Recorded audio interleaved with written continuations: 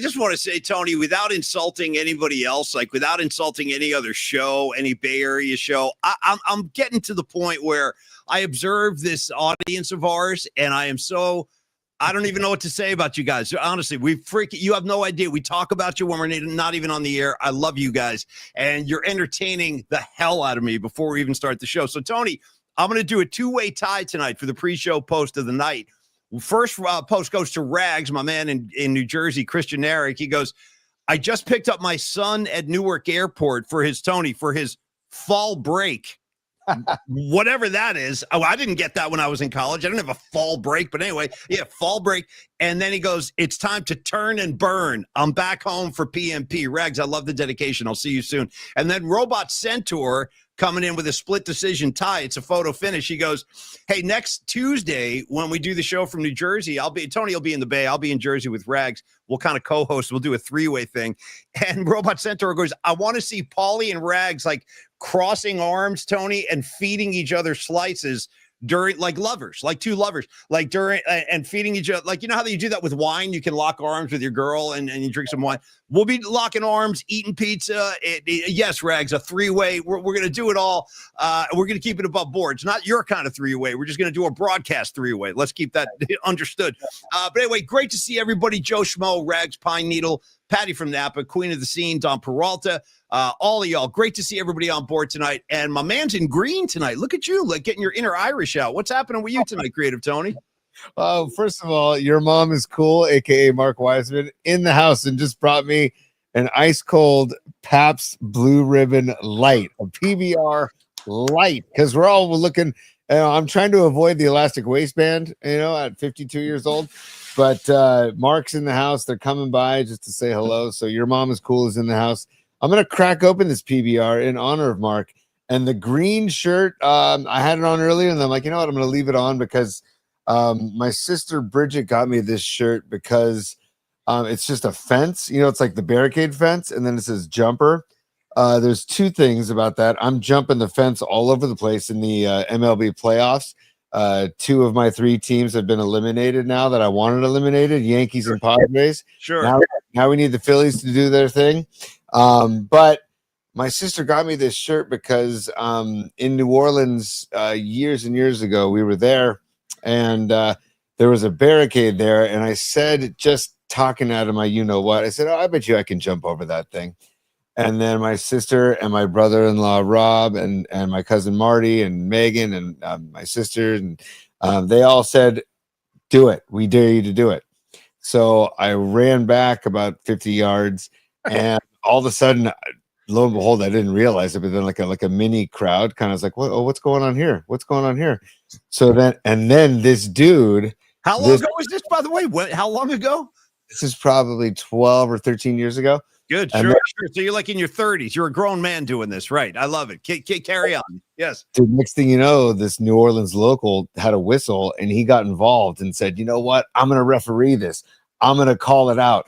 I'm going to say ready, set, go, and I'm going to watch to make sure that he clears the fence. If he doesn't clear the fence, and next thing you know, it was the most bizarre thing. And I ran, I sprinted, jumped, cleared the fence, and now I have this shirt. So, well, let me tell you another strange but true tale of Creative Tony's midlife athletics. I saw this one myself. By the way, I'm back on the alcohol train tonight too. I got a nice big glass of Pinot Noir. Cheers, buddy. Let me take a quick sip before I tell this tale, and then we get into tonight's show. Hold on one sec. Yeah, Domaine Serene strikes again, dude. I love this Pinot. So a few years ago, I think this is 2019. I'm up in Seattle with Tony, Rod Brooks, and Jeremiah Crow, who is the founding father of the Bay Area Sports Collective. He was our former program director at KMBR. And we go up to Seattle to see Pearl Jam. They're doing a couple of shows at the Seattle ballpark, and great, probably maybe the best Pearl Jam show I've ever seen. And it was a benefit for the homeless up there. Great cause, great everything. So, dude, the show's over. We're walking down the streets, and we're talking about tens of thousands of people streaming into the streets surrounding this ballpark. Now, inexplicably, I don't know why this was there, but there was one of those kind of like driveway basketball hoops in the middle of this crowd. I don't know how it got there, what it was doing there, but there was a hoop, the same kind of thing you would put in your. And next thing you know, Tony's walking under the hoop. Our boss at the time, Jeremiah Crow, who's not a tall guy, dude. He's not a tall guy. He's a very average height guy. Dude, he goes up like he's going to dunk, grabs the rim, and keep in mind, I'm not exaggerating when I say there are thousands of people. It's like Mardi Gras, dude. The Pearl Jam show let out. The streets are packed. So this guy Crow goes up to the rim, grabs the rim, comes down like Daryl Dawkins, dude. The entire backboard comes down right on Tony's head. So now we got like a commotion. Oh, like the whole crowd goes, oh. And Rod Brooks and I are standing there like, did you see that? Did Jeremiah Crow just throw a basketball hoop on Tony's head? And we walked up to the scene of the crime. Tony is lying in the street on his back. And I remember Rod Brooks goes, he's not moving. Looking down at him, he goes, he's not moving. And I go, yeah, it doesn't look good. Do you okay down there, T? There was like no sign of life, dude, just on his back, laying there. And then next thing you know, Rod Brooks and I peeled out. We lost you. I don't know how we lost you guys. So now Rod and I wound up at some bar somewhere. And I think we finally we finally hooked up a little bit later in the night. But dude, again, mixing alcohol, middle age, and athletics. A lot of times it's going to blow up in your face. A lot of times. Worst part is I didn't even see it coming. I didn't see the backboard coming until the last second. I see this large object coming on my left side. I'm like, oh, and too late for me to duck out of the way. Knocked out, bounced back up, looking around. All three of you gone. No one checking in to see if I'm all right. Well, we did. We checked in, but Rod's like, yeah, he's not moving. He's not getting up. Come on, let's get out of here. We're like, all right, let's go. And we just bolted. And well, we knew, because you know what we felt like? I don't want to be associated with this. Like, cops are going to come and handcuff me, knowing my luck. I'm like, if anyone's going to jail tonight, it's going to be Jeremiah Crow. It ain't going to be me. I had nothing to do with this. We were innocent bystanders. But anyway, another great Creative Tony story. Strange but true. I saw it myself. Before we get on with the show, Rod had a great line. He goes, dude, I cut out because guess who everybody's going to blame? The 6'8" black dude that's walking. Yeah. And so he bolted, and Rod, and he was demanding I go with him. He's like, Paulie, you got to come with me. I'm like, I got you, man. Let's go. We both felt like, honestly, because we knew you were okay at the end of the day. Tony's tough. He can take it. But we said, like, listen, if anyone's going down for this, it ain't going to be the 6'8" black dude. And it ain't going to be the hippie who's got like probably a ton of unmentionables in his pockets. So let's not even stick around for this S show. Let's get the hell out of here. And we did. And Tony lived to tell the tale. So everybody's okay. And rest in peace to the J that fell out of my mouth when I got hit by the backboard. Rest in peace. You had a little post-show J you were working on? Okay. Yeah. Anyways, rest in peace to that J. Because that thing went flying, and I didn't have the time or the wherewithal to look for it. So, dude, great little diversion right out of the gates. But Paulie, can I just do something really quickly? Whatever you need. Whatever you need. Hold on. And hold on. That is for my New York Yankees, dude. Goodbye. Hey, New York Yankees. Pelican, fly. Come on, Pelican. Fly away, Yankees. Bye. So, okay, see, Tony's already, there's so much we got to get into tonight. We got to talk some 49ers. We're definitely talking Major League Baseball playoffs. Phillies, let's go, kids. Come on, man. Come on, show them one time. I can't stand the Dodgers. I'm having like a visceral reaction when I see them now. I can't take it, dude. Show me. Okay. We're going to give live updates all game long. I got the game on. Kershaw on the bump. Runners on first and second with Bryce Harper up, no outs for the Phillies. 3-1 lead in the seventh, top of the seventh. And by the way, Paulie, Shady Shohei in this series, 1 for 12. Let me just be the first guy on the block to say this. F Shohei, what happened now? Oh, nice catch. All right. So listen to me. By the way, Shady Shohei calling for a phantom catcher's interference in his last at bat. Dude, cut the S, dude. Cut the freaking S. Anyway. Oh, you want to speak about cutting the S? Hey, New Balance. I don't need to see your freaking ad every single commercial break. The whole I don't need to see it. We get it. Shohei's spokesman. Great. Dude, it's literally every single break. I'm like, what are we doing? You're gonna make me not buy New Balance, and I like New Balance. Yeah, it's yeah. a good shoe. It's a good company. They're the baseball turfs that I wear to coach in are New Balance. More importantly than that, Tony, Phil Lesh used to wear New Balance. God bless his soul. And if Uncle Phil's on stage with his New Balance, I'm backing him. But no, I can't have Shohei be in the face of New Balance, dude. He's chucking his ball around with his little backwards hat on, dude. The ad infuriates me. The sight of him infuriates me. And by the way, I got a great vibe tonight on the Phillies going old school 70s powder blue, dude. That's a good. I love that uni. Paulie, I literally said that to Dom before dinner. I said, dude, Dom, look at these uniforms. Arguably the best uniforms in baseball. Philly needs to just ditch those road grays that they have with the Phillies on it and just go back to those baby blues. And because I was telling Dom about how the Brewers used to have the baby blues, how the Expos had the baby blues, and the Phillies had the baby blues, and the Royals too had the baby blues as well. Those are great unis, man.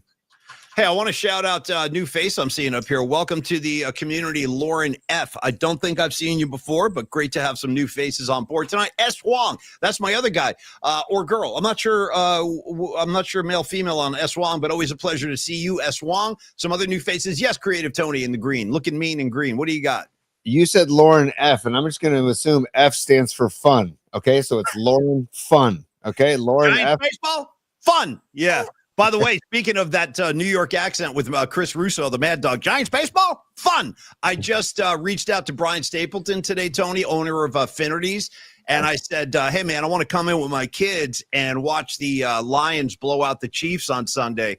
And he was like, done. He's like, table for 3, done. It's reserved. So, yeah. So I'm looking, and I haven't been to the new Affinities yet. This will be a first for me. So Sunday I'll be over there. I'll send some videos out for the VIPs, and we'll have a good time with that. So, tonight, Tony, I want to talk about this Blue Jays-Yankees game. I watched like 95%. I also heard from our great – see, here's the one thing that I have a hard time with. Like, there are exceptions to every rule. You know who I heard from tonight? Legendary friend of the program, New York Post sports writer Mark Cannizzaro, who was at the game just as a fan. He's not even covering it. He's just as a fan. He's watching the game. He was all excited about this kid they had pitching tonight, and it was going well for the Yankees early, but – it's guys like Marky Cannizzaro that almost make me like pull up before I start riffing on the Yankees because he's such a good guy. We'll have him on the show again very soon. I love Mark. We all love Mark Cannizzaro. He's one of the best. He's one of the best sports writers in the country. On top of everything, hold on, we got Sons talking Sons of Johnny Lee. Rush just added more shows. Another show at the Garden. What are we doing? 3 now? Let's go. Let's go. And by the way, Tony, much to your delight, the Rush guys have said every night's going to have a different set. So they're going to mix. They got 45 years of material, dude. So 3 different set lists and 3 shows. I'm all over that. Thanks for the update, Sons. I had not seen that. Yes. But I do want to talk about that Yankee game. Tony, before we proceed, let's handle a little business. Okay, let's handle some business. Do you want to start with Longbridge or do you want to start with Stellar? I'm going to let you, dude, make the call, T. Where are we going? Let's start with Stellar. Boom. Okay, Stellar. Here it comes. All right, Stellar Design. This is our main man, Dami Peralta. He is the artistic director of the PMP show. You know his work. You see it all the time. He's one of the great. In fact, we're going to show you some of his latest work tonight. But let me tell you a little bit about what he does when he's not hanging out with the PMP crew and helping this show.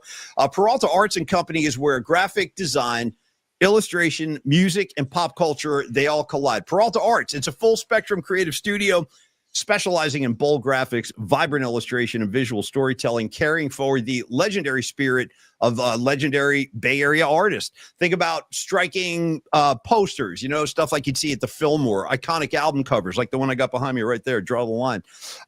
You got immersive event branding and a unique artistic perspective. I'll say, Dom, you do have a unique perspective. So we have a little update here. We got a PMP merch drop. Dom had to move this back 5 days. It's a production delay, but stay tuned. It's coming. It's all coming through the channels right now. We have the latest piece of work, Tony, if you want to show that. It's the Sour Flower poster. Yeah, this is actually, if you see the kid in the middle on the Giant with the Giants hat on playing bass, that's our good buddy Raph, who works so closely with Marty. Raph, what time are we going to Original Joe's? Raph? Anyway, that's Raph. We love Raph. Great bass player, great band, and Sour Flower, October 11th. At the Jam Cellars in Napa. So we're looking, and the gig, by the way, is October 11th. 2025, of course. So back to the Stellar Design Spot, Tony. Let me tell you a little bit more about these guys. They channel pop culture, music, and the energy within our community into every project, whether it's logos, it's posters, fine art, brand visuals that all celebrate Bay Area culture. Your story deserves bold visuals. So think about Peralta Arts and Company, bringing them to life with Bay Area soul. Contact Peralta Arts, bring your next vision to life. It's very easy to talk to Dom. He's a real sweetheart. It's Dominic@stellar.design. Dominic@stellar.design. And Tony's flashing it for you right there on the screen. And you can call Dom too if you prefer that. 650-796-3144. 650-796-3144. Thank you, Dom, so much for all you do. Dom is helping me out today. Dude, Dom is like a never-ending like force of positive energy. Yep. You can't stop him. He's like a tsunami. You can try to stop him. You can board up the windows. You know what I mean? You can put sandbags up. He's coming right through that, dude. He's going to blow right through that with the positive energy. And Dom, you have no idea how much we appreciate you, brother. So thank you. No, nothing's going to stop you, Dom. Exactly. So thanks for all you do, Dom. And thank you, Stellar Design, for supporting the show. It means a lot to us. And Peralta Arts and Company, dude, you guys are on fire since 2014. Give me a moment, Paulie. Just give me 30 seconds. I want to run through something really quick. As you see the poster for Sour Flower right there, the gig, our buddy Roth's gig at JM Cellars. If you can get there, get there. You won't regret it. But also, Dom Peralta Arts. Here you go. Dom Peralta made this. Dom Peralta made this. He made everything that I'm going to show you right now. How about the PMP logo, Led Zeppelin style? How about the PMP logo, Metallica style?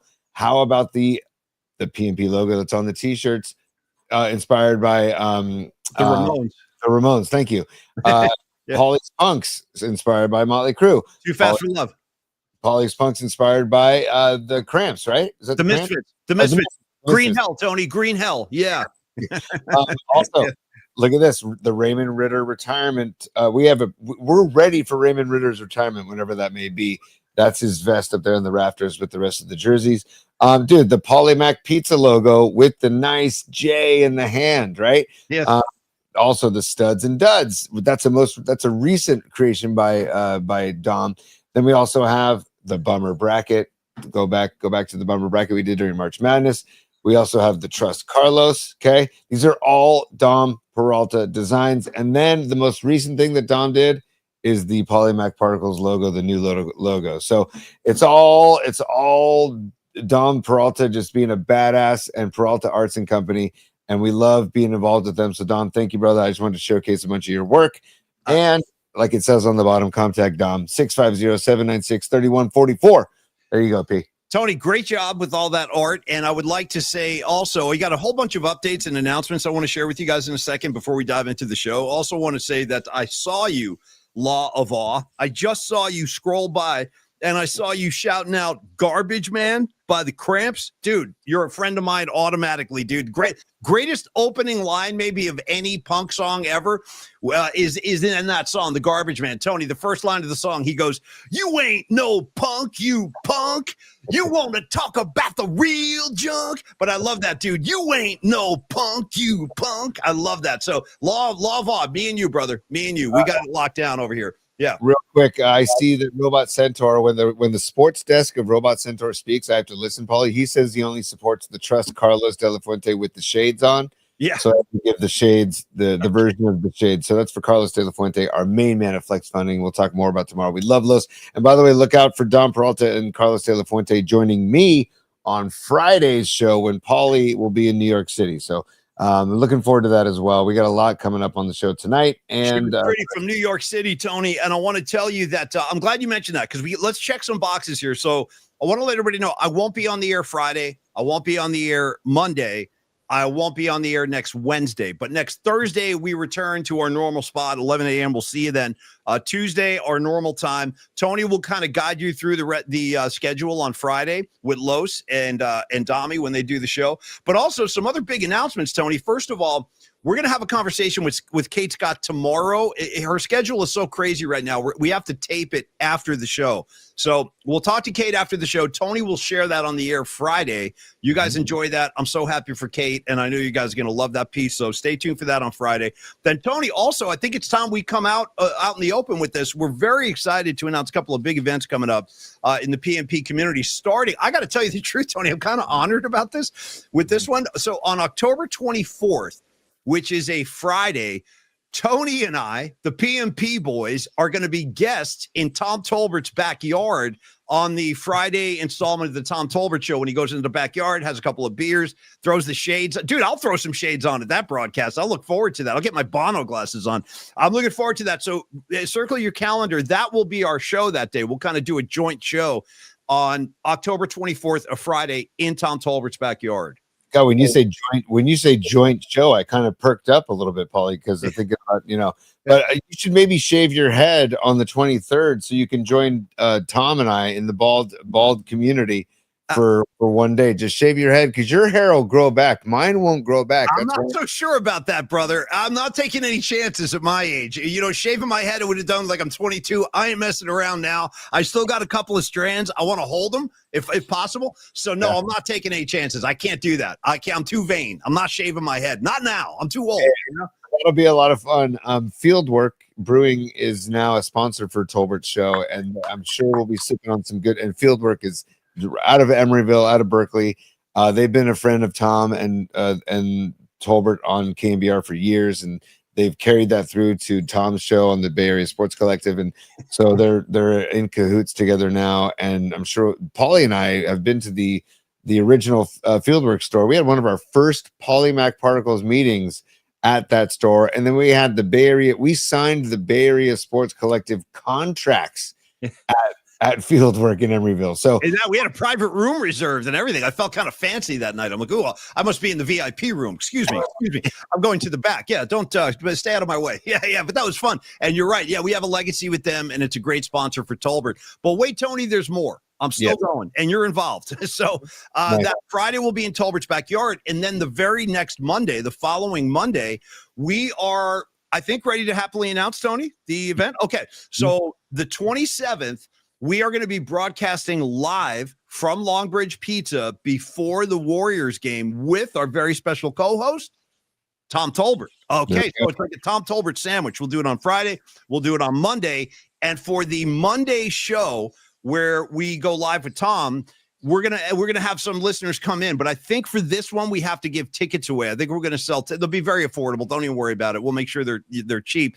But it's kind of a head count thing, a crowd control thing. So we're working with Neil Dinardi on that right now. But for now, just circle the date. Just circle 10/27 because we'd love to see you out there for the live broadcast, and we definitely will pack the place as much as Neil can accommodate. They do have a limit, but we'll share that as the date gets closer. Well, and later on when we talk about Longbridge Pizza, they packed the place for that Slices for Sami fundraiser, and we'll pack the place again on October 27th before the Dubs host the Memphis Grizzlies. Tom will come over, do the show with us, and then go to Chase Center and be on the mic for Dubs Grizzlies with Tim Roy. So, and we got to get Tim Roy on the show too, Paulie. Like we haven't talked. Yeah, I hadn't even thought of that. Great call. I love Tim Roy. I've always loved Tim Roy. I've always been a fan of his. And anyways, and by the way, I was texting with Ted Ramey today too. I did some work for Ted today. He asked, because I've done voiceover work for him for his San Jose Sharks stuff for years, and he asked me if I could do some revisions. So talking to Ted today, and we're going to get him on the show in the very near future. So all is well. And we've got the 24th, Tolbert's backyard, the 27th, Longbridge Pizza, Warriors, basically season kickoff hang. Basically, is what we're kind of why we're doing it, and Tolbert is fired up for the season. I'm fired up for the season. Think about it, dude. The starting five could be, I mean, I don't want to get ahead of myself, but Curry, Moody, Draymond, Butler, and Horford. I'll take that S. And also, dude, I'm not kidding. I'm expecting a real kind of growth year for why am I blanking on his name? My boy, the big guy, the big white boy center. Come on. Post. Post. Thank you, QP. I want a big, because I was so thrilled with what I saw from him last year. Now you got to assume he's going to be even better. He'll start taking some evolutionary strides. I look forward to that in a big way. Patty from Napa. Hey, I want to thank Patty from Napa too. She's a super. We'll get her up there in a second. Patty, I would like to thank you for joining our meeting today. We've been meeting with Patty behind the scenes. She's helping us out with some business affairs kind of stuff. She's helping us, Tony, with our business. And you and I are not what you would call polished businessmen. Creative Tony and I know how to do one thing: sit in front of a mic and start running our mouths. Outside of that, I'm lost in the woods, man. So Patty's coming in trying to corral all this craziness and be like, let me show you guys what a business plan looks like. I'm like, oh, what's that? So anyway, thank you, Patty. We love you so much. She says Patty is happy after Friday she can listen to the shows live. Yes, without multitasking. Retirement is imminent, and we are so happy for you, Patty. No, let me say cheers to you, or as Robert De Niro would say in The Deer Hunter, Nostrovia. So Nostrovia to you, Patty from Napa. Or as Guido the Killer Pimp says in Risky Business, who also, by the way, is Ralphie on The Sopranos, at the end of the movie, when he's selling Tom Cruise back all his furniture, he's sitting on the back of that truck and they're pulling down the street, and he opens that can of beer and he goes, salud, while he's driving away. So Patty, salud. And I'm very happy for your retirement. Cheers. Paulie, somebody else is really happy for Patty's retirement. Really, really happy. Oh, good for you. Christian Bale, very happy for your retirement, Patty. And also, Paulie, I think Principal Paulie should dismiss Patty from her career, if you don't mind. If you don't mind, Principal Paulie dismissing Patty from her career. Ladies and gentlemen, Patty from Napa, will you please report to Principal Paulie's office, ASAFNP? You notice Principal Paulie has a lot looser kind of presence on the mic than your traditional school teacher. Anyway, Patty from Napa, let me say that. Yeah, I still do that. It's out of habit. I do think it makes a difference. Cups it. So anyway, Patty, check this out. We love you. We appreciate you, and we look forward to a very happy, healthy, and rested Patty from Napa in her retirement years. And you ain't going nowhere. You're going to be part of this PMP community, like it or not. You can set up the sandbags. You can board the windows. I'll send Don Peralta up there. He'll break right through. Patty from Napa, we love you. All right, hold on. Okay, I'm back. All right, nice. Thank you, buddy. And later on, we're gonna have Satan join the show too. Paulie, we didn't discuss it ahead of the show.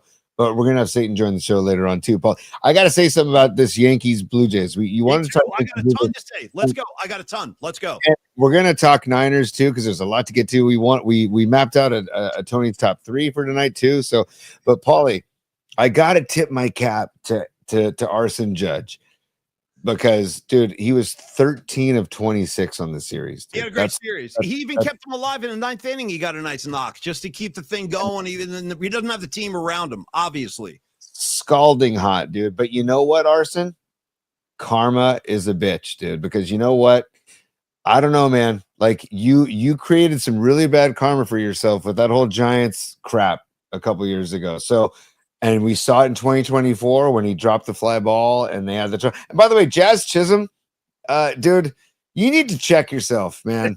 There's a lot of pizzazz. There's a lot of flair. There's a lot of his name Jazz. You know what I mean? Jazz. Yeah, call me Jazz. Right. Tony, you know what? From now on, call me Rhythm and Blues, if you don't mind. Just call me Rhythm and Blues. Yeah. I know the ball that he made an error on in the 8th inning was roped. It was ripped, But as we teach the youngsters, get in front of the baseball. You're a second baseman. Knock it down. You have the shortest throw to make. Knock it down. Make the play, especially if a ball hit that hard. You're a professional athlete getting paid gajillion amount of dollars. But, dude, John Smoltz, who is incredible on the mic. Yeah, I like him, too. He is money. He sees so much cool stuff.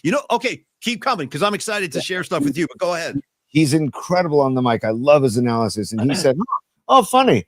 Chisholm's wearing like a light blue glove tonight. He had a yellow glove last night. I'm not saying that's the reason he made the error, but brand new glove or a different glove. Like for me, dude, baseball is all about that one glove that you play with every single freaking night. And it's like your extension of your hand. You know what I'm saying? Dude, exactly. Me too. Let me wristband up, dude. If we're talking one glove, you better glove up, dude. And let me get my Brent Mead wristband up. It's like one of the only pieces of actual MLB uniform memorabilia that I own. Former Giant catcher Brent Main gave me this. So hold on, let me. It's the best. All right, now we're in business. Now we're ready to go. Okay. And why do you do that, Paulie? I just got to applaud the Phillies for playing small ball, dude. They just bunted runners over to second and third. It's 4-1 Phillies in the 8th inning. Runners on second and third with 1 out. I don't know who's coming up to the plate right now. Oh, Trey Turner. Hey, Tony, hold on one second, my man.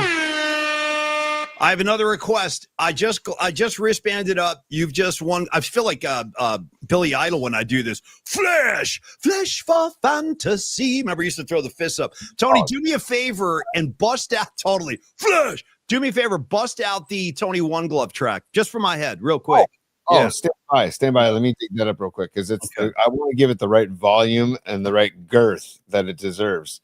Which one? Well, hold on. We've got Shank's version or we've got Pine Needle's version. That's your choice. Maestro's choice. Oh, let's go the original. Okay. He knows the streets, dude. He knows the streets.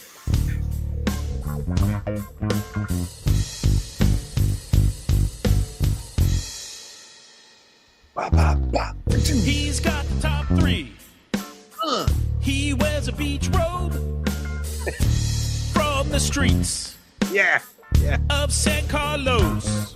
Streets. Raised in the fog. Trained in the flame.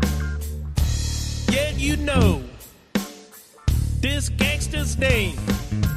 There's only one gangster we all love. Tony One Glove. Hell yeah, that's hitting right tonight, man. You know what? Hey, I'll take this as the Super Bowl halftime show. Something a little bit less controversial. Everybody's all upset. How about we slide this right in, dude, right on the 50-yard line? There's only the one gangster we love. Boom, boom, boom, boom, boom.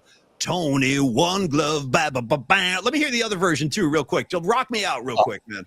Dude, hold on. Hang on. Well, you know what? I don't know which version to play you. Here we go.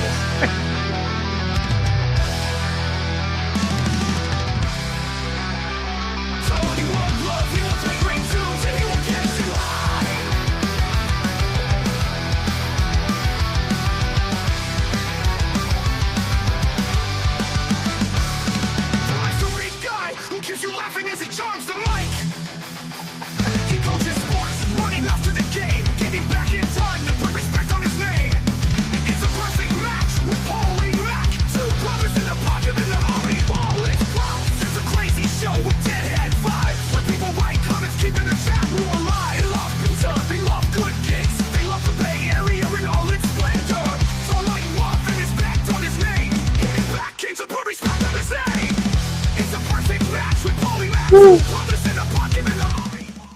incredible. By the way, from the sports desk, Schwarber just went deep, Paulie, off Kershaw. Kershaw's postseason struggles continue. Go sit down, Tubby. Hey, take your big beer belly and go sit down and scribble some more hateful messages on your hat. Have a good time.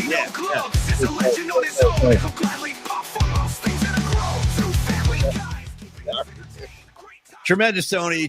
I asked you, you giveth. So thank you so much for that, Tony. I want to go right back to that Yankee series real quick, if you don't mind, because post game, I was watching Derek Jeter, who, by the way, just looked wounded. It must be the way Steve Young feels when or Joe Montana or Jerry Rice when they watch like the modern day Niners go to the Super Bowl and lose. They just sit home and they're like, this is not how it's done, you guys. And I had that vibe coming off Jeter tonight. And I loved everything Derek Jeter said. He goes, watch the way the Blue Jays play the game.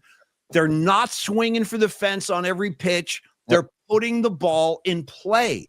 And they did it all night. They had 2-out hits. They were putting guys on base, constantly applying pressure to Yankee pitching, making them navigate out of situations with men on base. I think that element of baseball, Tony, has kind of been lost over the past 5 years with this kind of new approach where every swing has to be a home run or you're not playing the game right or some nonsense. Dude, you said all night. They've been doing it all night. Really quickly, I'm going to say all night party. Give me a song with all night. Come on, just give me a song with all night. right? I'm going to do this one for Patty, the soon-to-be retiree. We get up in the morning and we work all day, for all night long, better than down, baby, all night long, better than there. Is that who's singing that one, Patty? Help me out. Is that Glenn Fry? No, it can't be. Help me out. Anyway, I know it's an Eagles tune, all night long. Go ahead, T. And you shook me all night long too, Paulie. Sure. Stand by, dude. Karen Bell on fire right now with Supers. Stand by. Joe Walsh. I should know better. Thank you, Patty. My bad. I gotta be better. I gotta know my Joe Walsh. That's on me. It's my favorite Eagle for sure. Trying to be clever. Can't think of anything. Just Uli Roth. Uli Roth. What do you want me to get this involved again on a night flight? I will. I'll bring them right back if I have to. Right back. Into the mouth, dude. Oh my god. So Karen yesterday was dropping major Scorpions knowledge, and the reason I broke this out is because the record is blackout. I had another blackout yesterday. Yes, Losty, I am a blackout magnet. But no, Karen Bell. Yeah, we'll talk Uli Roth any day. You know who's a big fan? Patrick Connor. Once again, you and Pecan got to hang out and talk Scorpions. He'd be perfect for you. Okay, so and thank you, Karen, so much. Thank you very much. We got other supers up there. Karen is a second super. She came back and doubled up on the superness. She said, by the way, superness, I just made up a word. Better thoughtfulness and cleverness. Congrats, Patty. Love you. She was sending her love to Patty from Napa on her retirement. Karen, thank you. And when if you're still working, whenever you call it quits, we'll tip the cap to you too. So thank you, Karen, so much for the supers, and keep rocking the red frames, and come out to Longbridge Pizza on October 27th, Monday, October 27th for our next PMP hang. So by the way, Hum Daddies with a pretty funny riff right there. He's like, Karen Bell's making it rain, dude, just chucking bills at us. Is Karen still up there, dude? Am I wrong, or do I see more supers from Karen Bell? I think I see more. No, I played two. I showed both. Yeah, she has two, and I showed both. We're good. Okay. But Paulie, back to what you're saying about those. G's playing the actual game of baseball. They're putting guys on base. They're moving guys around the bags. They're scoring runs. Yes, that's the game. That's baseball. 50 hits in 4 games, dude. See? Exactly. 34 runs in 4 games. And dude, shout out Ernie. First of all, the name Ernie Clement for the Blue Jays, dude. The guy was on fire. I think he was 9 for 12. No, 9 for 11. 9 for 11 in the last couple games. On fire. You could not keep him off the bases. And John Smoltz broke down his swing. And I was thinking the same thing when Smoltz was talking about it. Is what we try to teach is the short swing. Don't try and pull the ball when you're facing major velocity. Don't try and pull the ball. Take it the other way. Hit it where it's pitched, all that stuff. And this kid Clement look out for the Blue Jays, man. They are playing good ball, dude. You know what? I think, so let's go from there to the other series, which is now tied to 2 games apiece. That's what I love, is kind of a non-emotionally involved viewer of the postseason, which I am. I mean, I guess I'm rooting for the Phillies to beat LA, obviously. I do like the Brewers, but right now I'm kind of falling for this Blue Jay team, dude. I mean, I'm happy Rush is going back out on tour. This is Getty's team, and I say go Jays as far as I'm concerned. So Tigers in Seattle knotted up at 2. Who do you like in game 5? If you have any feeling about it. Do you have any? I want Tigers all day. But again, whoever wins that game, whoever wins game 5, I'm happy for, and I'll root for against the Blue Jays, because the Blue Jays 2016, they've been there. Like the Mariners and Tigers, especially the Tigers, dude. Like I root for that city of Detroit, just like I'm rooting for the Lions. By the way, Lions go into are they at Detroit or at KC this weekend? What are you talking about? Oh, the Lions are at Kansas City. Yes. At KC. So go into Arrowhead. It's not called Arrowhead anymore. I forget what it's called. It's some sponsorship now. It's called Douchebag Park.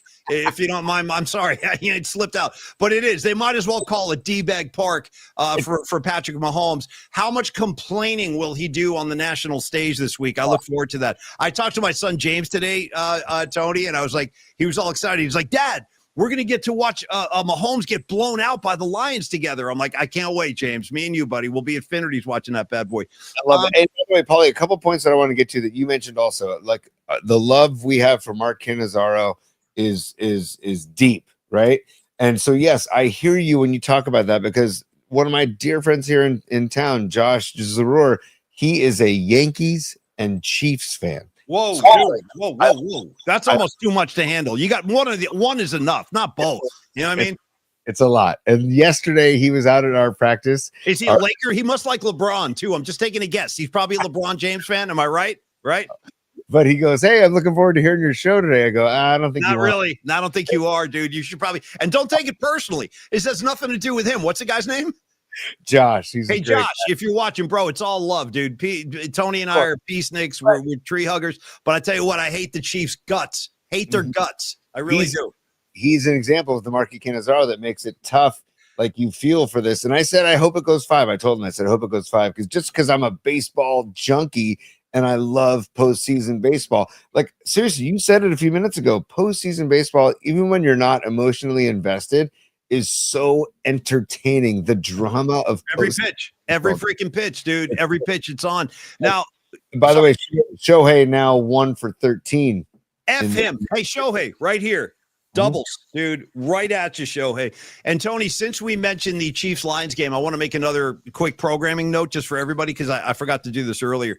Tony and I are actually going to give you guys a special installment of the Hot and Sour Picks. We'll do it tomorrow. And I would say the percentages are pretty high, Tony, that I will be looking at that Lions game. I can't wait to talk about that game, actually. I'm looking forward to it. Yes, law of all. We're tree-hugging Chief, Packer, Cowboy haters just like me. And, hey, law of all, as far as you and I are concerned, we're talking Poison Ivy, Lux Interior, and the Cramps on top of everything else. We'll take that one amongst ourselves. Okay, Tony, so... Hold on. One other stat that John Smoltz dropped on the Blue Jay Yankee broadcast. And this was in the 7th inning. So there are still 2 more innings of at-bats to go through. So I don't know what the final total was. But in the 7th inning, he tallied there were 40 2-strike pitches thrown by the Yankees, right? Only 3 strikeouts by the Blue Jays. I mean, dude, that's incredible. And then also, Brian Johnson followed that up with, oh, by the way, in the 3 games, they've only had 10 strikeouts in the 3 games prior to that. So this team just doesn't strike out. They put the ball in play, and I love their approach to the plate, man. So if the Blue Jays were to go and win it all, then yes, maybe it's just vibes for Geddy Lee, vibes for Rush, and right, and yeah. And, I mean, give me a Blue Jays Brewers World Series then. You know what? I would actually take that. I'd be pretty happy about that. And Tony, if you don't mind, I need another acknowledgement sounder if you could, because I understand Doug from Japan is with us. Would you mind giving Doug his proper salute just to welcome him to the mainland here in the States? Stand by. All right, Toto! That thing is getting better each week. Give him a double shot. 2 for Doug in Japan. We'll give him the original shot. Hey,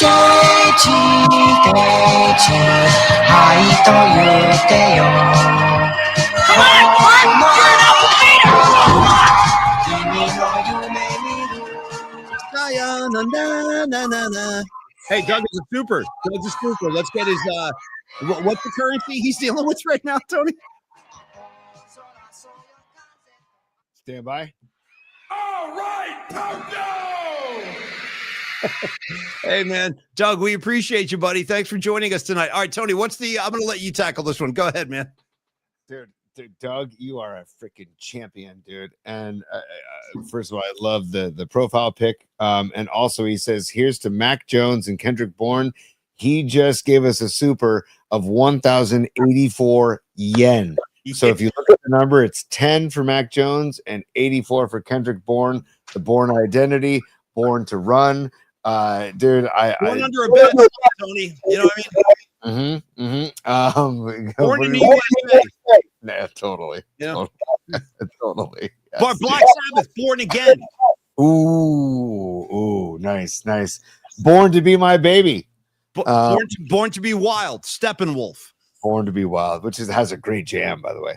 How about this one from the 70s? I have no idea who sang this, but it was one of those disco songs, and I actually like it a lot, like very Studio 54. Tony, this one where it's like, yes, we were born to be alive. Remember that one? Because we was born Born to be alive. Who's with me on that one? Anybody? I remember that when I was a kid. Tony, also, I wanted to say I have an update. Let's do some Niner health and reporting, by the way, because we're talking Niners a little bit. And thank you, Doug in Japan. We love you, buddy. Brock Purdy, Ricky Pearsall, Jawan Jennings, all three of those guys did not practice today. Flying to Tampa on Friday. I'm going to assume Mac Jones is getting a start, T. I assume he's under center down in Florida. Sorry, man, because this guy's a homophobe and he puts hate messages on his baseball hat, I just want to update everybody on the stat line for Clayton Kershaw tonight before we get back into Niners football, dude. 2 innings pitched, Paulie. 6 hits. Good. 5 runs. That's what you get. That's what you get, dude. That's what you get for writing hateful nonsense on your hat. You think that's a good example for kids teaching hate? I don't. 3 walks and 2 home runs given up in 2 innings, dude. I love it. I couldn't be happier. And you talked about it earlier tonight about karma. You know what I mean? Karma's a bitch, man. You see what I'm saying, Kershaw? Karma's a bitch. That's what you get. Before we get to Niners, Candlestick Kid checking in with the super. F the Doyers. Yes, dude. F them for life. Yeah. For life. And there are, like I think we said before the playoffs started, there were 3 teams that I did not want to see advance, and it was the Dodgers, the Padres, and the Yankees. 2 out of 3 so far. If the Phillies could take care of business, take that series to 5 games, man. Bring it, get that series back to Philly. Game 5 in Philly would be bonkers.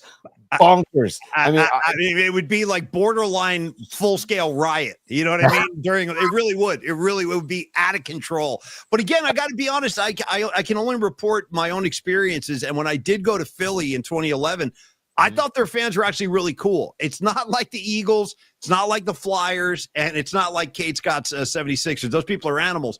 But the Phillies fans that I encountered were actually all pretty cool. And I was surprised. I was ready. I'm like, all right, when's the first beer going to hit me?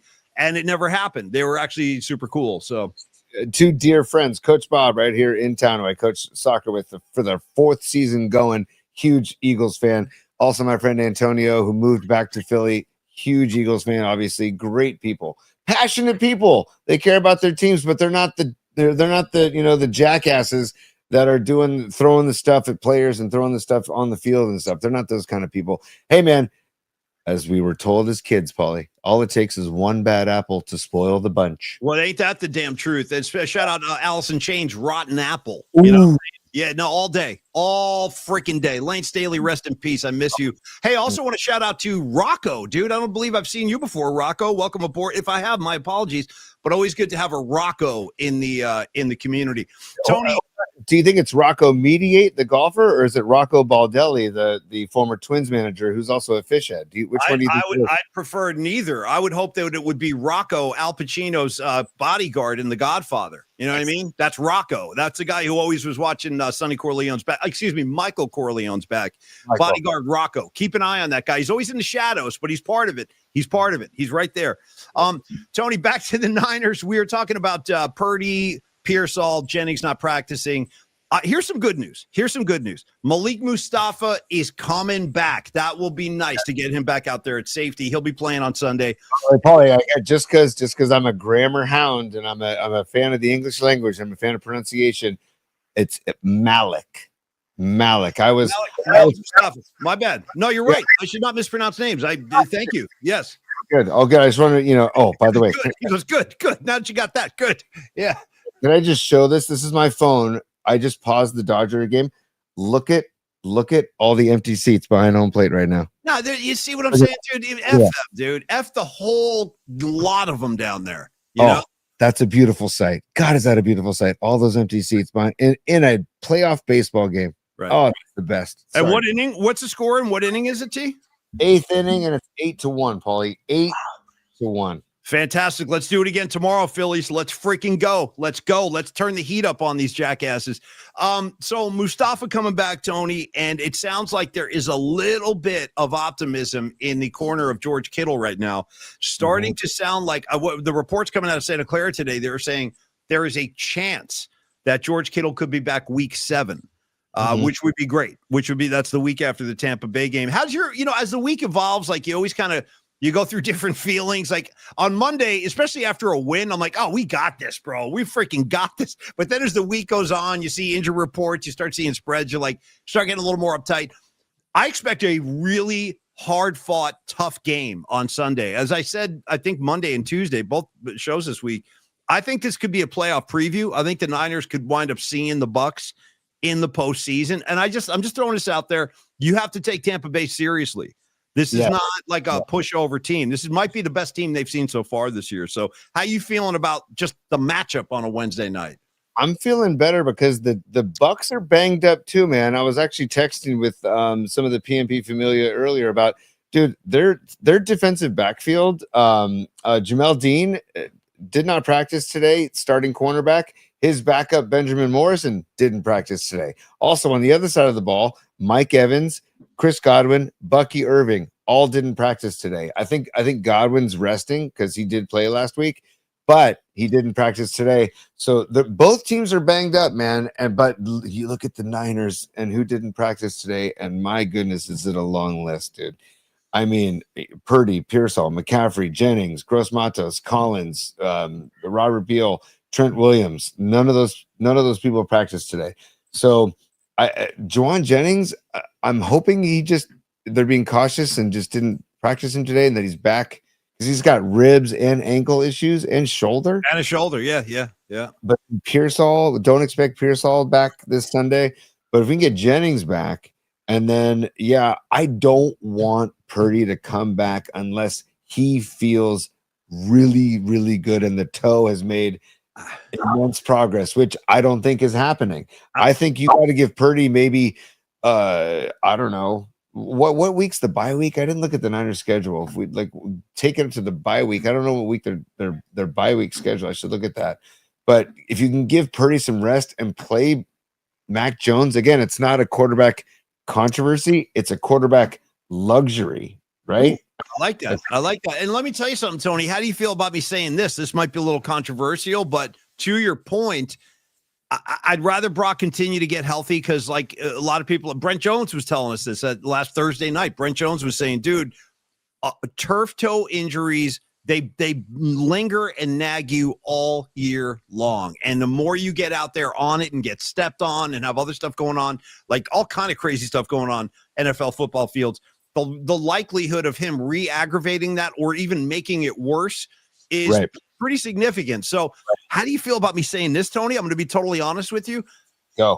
I'm kind of looking forward to seeing Mac Jones again. Like, I'm serious. Like, he really won me over last Thursday. That was such a gutsy performance. He got his ass handed to him multiple times to the point where late in the fourth quarter, he was getting up off the field and Tony was like, oh, geez, look at this. His pants came down. Like, and they're like right in the middle of the game. I was like, wait, what? And I looked up and he was like pulling his pants up. Like his undies were showing, bro, on the field. I don't know how many of you caught that. And the way Tony said it very matter-of-factly, oh, geez, look at this. His pants came down. I was like, oh, you don't see that every day. To Mac Jones's credit, the undies were red. So he was color coordinated underneath the brown pants. That's a great freaking call, dude. How many of you got, tell me the truth, raise your hand or type it on the screen. How many of you guys wear red undies on game days? Tell me the truth. I don't think I own red undies, dude. There's no such thing in my house. But I would. Maybe I should get some Niner undies. Do you have any Niner undies? How about this conversation? Does anybody out there have Niner undies? Raise your hand. I should. Too bad. Maybe I should get these for the show. I don't have Niner undies, but I do have Mad Bum undies because he was sponsored by somebody. I got them too. I got them. They're like skin tight, dude. They're absurd. Yeah, I got those too. They gave me a pair of those. Yeah. No, they're like ribbed, dude. They're right. They have like ridges on them, bro. No, I'll never. I mean, I put those on once just to see what was going. I felt like freaking Zoolander. You know what I mean? I'm like, dude, this. I don't want anybody seeing me in these things, man. Paulie, I got to be honest, they became my favorite undies for really? years. Oh, because I love, as Dan Cilio said way back when in like 1998, I loved the gription on the boxers. But the best part about this was a promotion. I forget what company it was, but they sent all of us these Mad Bum boxer shorts, and on the ass it said Mad Bum. on the ass. Yeah. I mean, I'd rather see. Well, I don't even want to get into it. No, let's not even get down that road. But no, dude, I don't have any red undies. But you're right, he did have the red undies on. But my original point is, I'm actually looking forward to seeing Mac Jones play again. Like, I don't think that makes me a bad Niner fan. It just means I really liked what I saw from him, and I really like the way the team seems to be responding to him. Just as a guy, like as a. I wouldn't call him a journeyman because he hasn't been around long enough, but he had a not so great time in New England. This is where Shanahan comes into play, man. I know a lot of people don't like Shanahan, but I would say consider what Mac Jones looked like in New England compared to what he looks like now. And I credit Kyle Shanahan for that. I really do. Oh, dude, Shanahan is, again, 4-1 with all this. We should be so thankful and appreciative that they're 4-1. It's incredible that they're 4-1 and with all the stuff going on. And Paulie, it's quick diversion. When we were talking about Mad Bum, I just want to retell a story real quick about Shannon, Kaler, and I used to have to go down to the bunker, which is no longer KMBR's property anymore. I got kicked out. Pack your stuff. You're out. It's like, wow, it's pretty hard. So what's in there now? Honestly, what's in the bunker now? What? I don't know. Store. It's like boxes. I don't know. Storage. I can see. I can see getting involved. Hey, Larry Bayer, I'll take it from here. It's my room now. It's the Marty and Lori broadcast booth. It's mine. I could just see him moving his stuff in there. Dom Peralta just nailed it on the chat, and I'm telling that story right now. So Shannon and I used to go in and sit down on media day when all the players would come to the ballpark in February before they went down to spring training. And we Kaler had a set of balls on him, dude, doing some of this stuff. He really did. Kid had a big pair of balls on him. Yeah. So we would sit down and we would write out all these letters and have them printed out. And some of them were kind of like, we would encourage them to ad lib. That's where Bochy did ones about the size of his head. Tim Lincecum talked about legalize it, don't criticize it. And this is stuff. And then I wrote one that said Mad Bum, Bumgarner, Lefty, whatever all of his nicknames, right? And then now back to Giants baseball. That's all it said was Mad Bum, Madison, Mad Bum. I don't care what you call me. Now back to Giants baseball. But he took it upon himself to ad lib and say, Madison, Mad Bum, just give me the effing ball. And that was his ad lib. And Shannon and I looked at each other like, gold. We struck gold, dude. And so that was Madison just being the coolest cat around. I know people, I don't know. I like the snot. I'm going to sing Tony's praises for a second. This kid right here is the best creative director they ever had. And I don't know who the creative director is now. Oh, wait a second. There is no such thing. There's no such position.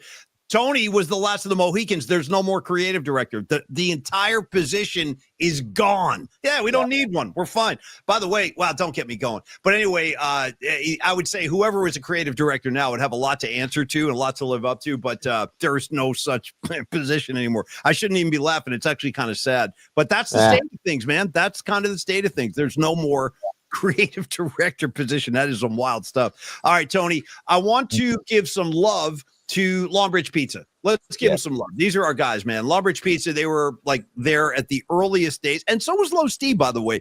Low Steve's an OG too, man. He came in really early with us.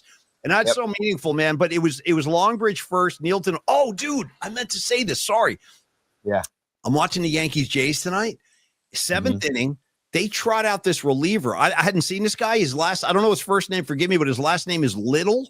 This guy, this reliever on the Jays, Little, did a great job, by the way. I think it had a 1-2-3 inning. I see Neil Denardi's face on Little. Did you see him? Do you guys know who I'm talking about? Look up the reliever for the Jays, last name Little. I saw some Denardi in there, dude. I saw some Neil Denardi, who's our patron saint of Longbridge Pizza, owner and proprietor of Longbridge Pizza on 3rd Street, 2347. We talked about the special events we'll be having there. We're very excited about this on October 27th. If you're just joining the show, we will totally, Dom, the mug of Neil Denardi. It's one of my favorite mugs of all time. When I see Neil Denardi, like my mood improves. I feel good. I'm like, look at that guy. I love this guy. So Neil Denardi was like, hey, you guys, come on back to Longbridge. Let's have a joint broadcast with Paulie Mack, Creative Tony, and Tom Tolbert. We're going to do that on the 27th before the Warrior game that night. So Tom will join us. We'll do a show, and then he's going to go down the street and actually, obviously call the game on the radio. But we'll look forward to that at Longbridge. We'll have tickets that we'll have to sell for that one because it's just there's going to be too many people that want to come. So we got to make sure that we control the numbers there. So more information on that. But that's the generosity of Neil Dinardi saying, dudes, come into my place, use the back room. It'll be great. That's what the Vibe Tribe is all about. It's like the food is fantastic, but then there's like this vibe in there that Neil is all about, dude. Neil's he's one of us, man. He's like a hippie guy, loves the dead, loves fish. When you go in there, I've talked about this, the playlist that these guys play, Steven and Andre, they put these playlists together. It's the best music I've ever heard at any restaurant. And you know me, I'm a music fanatic, and I hear like a lot of my favorites when I go in there. So you should check it out. I'm sure you'll be thrilled, just as we are, not only for the partnership, but also the food is tremendous. We talked about the sourdough crust, the tomato sauce that Neil makes by hand. He has the tomatoes flown in. He's very particular about which tomatoes he chooses, winds up not using some of them, only the good ones. Sourdough crust, Polymac pizza, Nico pizza. Tony, you can list some of your favorites. I'll let you finish the spot, but I just want to say thank you, onward and upward to Longbridge Pizza. We freaking love you guys, and we'll see you on the 27th. I just want to share this right now, Paulie. I want to congratulate Longbridge Pizza on a very successful fundraiser, Slices for Sami, and their buddy Sami, who was had a cycling accident in the dog patch. And they posted this video, and it was just basically at the end of the night, there's all the pizzerias that gathered together and raised money. I think they raised thousands of dollars for Sami and his recovery. And it's Chido's Pizza, it's Evolution Bake, it's Fox Pizza Marin, it's Harrison Pizza, it's Pie on the Fly, and it's Longbridge Pizza. And they all got together at Longbridge, and they did this fundraiser for their buddy in the dog patch, Sami. And that's what Neil does. He rallies people together, and they all went into the kitchen of Longbridge and made pizzas together, and then had a party for Sami. And there's Neil just holding court at the table. And then you see him in the kitchen. He's making a Caesar salad. By the way, don't sleep on the Caesar salad. My son, Dom, and my daughter, Olivia, are Caesar salad judges, and they gave it a 9 out of 10. And that's the only Caesar salad they give a higher ranking to in their Caesar salad scale is the Caesar salad at the Iron Gate here on the peninsula. But look at that. There's Neil. Croutons. He's putting the croutons. He's doing it up. Anyways, we love Neil, and we love the whole vibe and the familial aspect that comes with Neil and Andrew and Steven and Gabino and freaking Andre. Everybody there, they're all about the family, and you go there and you'll know exactly what we're talking about. And also, if you can't make it there, if you just want to have delivery or pickup, go to longbridgepizza.com and order out, and they will take care of you. And they can also do private parties. They can also do corporate events. They can also do private parties at Longbridge, all the above. So it's just, I'll never forget the day we got the email from Neil saying, are you guys looking for sponsors? And the rest is history. And now we're having a party on October 27th in, just perfect Neil fashion. He's like, hey, we're closed on Mondays. Why don't we do it on Mondays so we can just have the run of the joint with the PMP Familia? He's like, we won't even be distracted by, like worrying about anything else. We'll open up when we're closed on our off day. We'll open up for the PMP Familia and do a broadcast and do a show and go Dubs. That's all. I got to say one other thing about Neil Dinardi that I just love, and I want to share this about him. Like, he's such a no nonsense, to the point guy. And this has nothing to do with his restaurant or his food. This is just about the guy, Neil Dinardi. Tony, when the Dead did those 3 days in Golden Gate Park in August, I had the hell of a time finding Patty from Napa, hell of a time finding Bonnie, Scarlet Fire. It was tough. Obviously, Tony, there's 70,000 people going crazy out there. It's not easy to find people because there's no sections. You can't say, hey, I'm in section 24. It was just a polo field, man. It was a sea of humanity. But check this out. Check out the gangster that is Neil Dinardi. Tony, back at the back of the polo field, they had this really cool, it was like a psychedelic windmill that had all these lights on it. So when the lights would go down, you would see like this windmill just spinning with all these crazy lights on it. So before the show on day 3, Neil Dinardi goes, Paulie, I'm at the windmill. Look for the blue dancing bear. Done. I started walking over there. Bam, there he is, right there. It was the only time I was able actually to find somebody that weekend. I did see Scarlet Fire, but it was a total fluke. It was between sets, and I saw her walking by. I'm like, oh, Scarlet Fire. But Neil Dinardi, Windmill, Blue Dancing Bear, I'll see you in 5 minutes. And we did. So again, just the organizational skills, Tony, of a Dinardi. You know what I mean? And he does it in such the chilled, most relaxed. He was making pizzas at our school festival last weekend while also catering a private party blocks away and talking to him. And you would have thought that it was like an off day, chilling out with Neil. I mean, it was crazy. And you said earlier that people were going crazy in Golden Gate Park, and it made me think of going crazy. And Diamond Dave once again from the heat, dude. Diamond Dave, is that the one where he's climbing the mountain, dude? No, that's Living in Paradise. This must be just like living in paradise, dude. Climbing up like Yosemite like mountainsides. It was insane. That's David Lee Roth for you, by the way. Tony, I got a quick question. Speaking of music, I'm literally sitting on a plane Friday morning. My flight's at extremely early in the morning, so I'm out that day. Can you just show me your hand real quick? Because you're in charge of the musical assignment. Do you have any? Thank you. Do you have any idea like what the assignment would be? I just want to play along. I'm not going to be involved, but I can send you a song. Wow. That's a really good question. I feel like, Niners at Tampa Bay. Niners 4-1. They're playing the Pirates. They're playing the Buccaneers. So something. I don't know. You know. I think we should think about this and give it. Well, we have to give it tonight. Sounds about because pirates travel on boats, right? Ships or whatever. Ship of fools. I don't know. Oh, very interesting. Noemi is saying Florida bands. Here comes Marky Graves. That's actually a pretty interesting idea too. Plane song. Sounds about traveling. Sounds about flying on a plane, traveling, flying. That's cool, Gravy. Gravy. I think you're onto something with the plane songs. Yeah. I mean, because they're taking a cross-country flight and don't sleep on the effects that has. So yeah, let's go plane songs. Let's go flying high again. Bow, bow, bow, flying high. Come on and join them. Yeah. Or big old jet airliner. Or dude, weird. I think this is Rags. Rags knows all the old 60s stuff. Who is this? The Guess Who? The one that goes, give me a ticket on an aeroplane. I ain't got time to make a fast train or whatever. Is that the Guess Who, Rags? Rags would know. He'll know. In any case, so Tony, that's cool. I like the concept. Thank you, Gravy. Planes, flying, traveling. There it is, Tony. Get in there and have a good time with that. Can I? And we've talked about the Tom Petty learning to fly, but I ain't got wings. Isn't it learning to fly where he says? Where he has the breakdown and he quiets down. He says, just for one moment. No, that's Mystic Eyes. Oh, that's Mystic Eyes. Okay. Yeah, that's Mystic. Oh, the box tops. Thank you, guys. Yeah, dude, you guys are good. You guys are damn good. Multiple box tops on that one.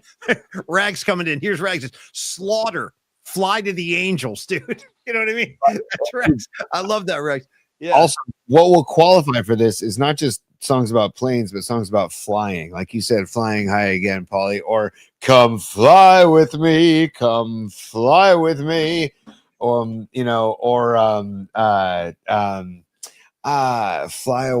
right? Isn't that a song by Lenny I'm going to do this one. Here's my song right now. I want to do the Bruce Springsteen cover of Creedence Clearwater's Traveling Band, which is Bruce tears that to shreds. And the first line of the song is 747 coming out of the sky. I want to move. Playing in a traveling band. Yeah. All right. Anyway, I'm getting carried away now, Tony. Let me do this. Can we get a Tony's top three, if I may, on a Wednesday as we get ready to wrap things up? Give me a top three. It's been too long. Wow, look at you, buddy. A lot of demands. I'm making demands on my way out the door, if you don't mind. Look at you. He says, look at you. Yeah. There's also something I want to do before the end of the show is our dear friends, Will and Rebecca Sparks. And we want to talk about their daughter, Sophia, and a gig that they have coming up. Let's do that first. Let's do that. arrow Tony's top 3. Let's do the Will gig first. I'm glad you got into that. Yes, let's go. Rebecca Sparks, she was the executive producer of High Sierra Music Festival in Quincy, California. Well, it had many iterations, but the most recent was Quincy, California. The best music festival I ever attended because it wasn't too small and it wasn't too big. It was just right. Rebecca did a great job, but we met her husband Will at Sound Summit, and we began a beautiful friendship with the two of them. And they would come on to the Polly's podcast to promote High Sierra's lineup every year. Well, it turns out that Rebecca has moved on from High Sierra, and now their daughter, Sophia, is a badass on the mandolin, dude. And so she's playing bluegrass music, and she's in a band now called Sweet Sally, and they're opening up. They have a gig on October 18th at the Great American Music Hall, the best freaking venue in San Francisco, in my humble opinion. The Great American Music Hall. They're opening up for another really good band, Brothers Comatose. So Brothers Comatose is playing, but they're opening up for them, Sweet Sally. And I just wanted to get that out there. And I also wanted to just, if you wouldn't mind, Paulie, just give a little taste of what, I mean, I say kids, because Sophia, I don't know how old Sophia is. I want to say she's still a teenager. I'm pretty sure she's a cute kid. And Tony, while we're talking Sally, let's talk sneaking Sally down the alley. The last time you took me to a Fish show, it was a long time ago. It was a very long time ago, but I saw Fish with you at the Bill Graham Civic. And I remember, for me personally, I'm not like you. I don't know every little nook and cranny, but I would say this: that was my favorite song of the night. Sneaking Sally down the alley. If I may. Paulie, and if you might, Paulie, that is a rarity what you saw. They do not play that song very often. They don't cover that song very often. So when you saw that, I was like, "Ooh, Paulie's getting a treat." They hit it pretty hard too. I remember that they were just giving it the business. That song. They give it the business every time they play it. They do it. How many want a tour kind of thing, or not even? Yeah, like once or twice a tour. I would say. But it was. Yeah, you saw a damn good version too at Bill Graham Civic. That was just, come on, man, what are we doing? But anyway, here's Sweet Sally. This is an original song they wrote called Anchor, and just check this out. Let me make sure that this is showing up on the screen. Yeah, and but look at this. That is Sophia. That's the next generation right there. Yeah, that's Will's daughter on the far left. Yeah, and she's 17. Will says she's 17 now. Nice. And she's wearing the Rocky Grass hat, it's a festival in Colorado that I want to get to. It's in the town of Lyon, Colorado, and I've always wanted to get to, but she's wearing the Rocky Grass hat. Here we go. Here's a taste. Stand by.